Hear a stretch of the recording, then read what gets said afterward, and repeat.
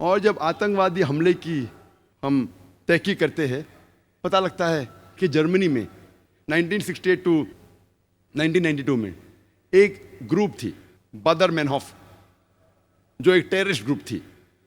कई टेररिस्ट हमले किए उनने। इटली में एक टेररिस्ट ग्रुप का नाम था रेड ब्रिगेड, जिसने कई आतंकवादी हमले किए इटली में। और 1978 में Italian prime minister premier Aldo Moro को अगवा किए और 55 दिन बाद उसकी हत्या की। ये गैर मुस्लिम थे, मुसलमान नहीं थे। इसी तरीके की एक टेररिस्ट ऑर्गेनाइजेशन, आतंकवादी गिरोह जापान में था, जिसे कहते थे जापानीज रेड आर्मी।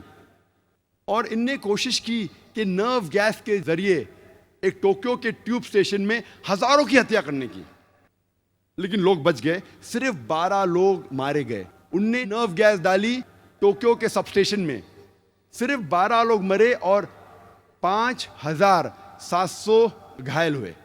सेम चीज योकोहामा में किया। ये ग्रुप जो थी, ये ओम श्रिंक्यो की ग्रुप थी, जो एक बुद्धिस्ट कल्ट है। ये बुद्धिस्ट थे, मुसलमान नहीं थे।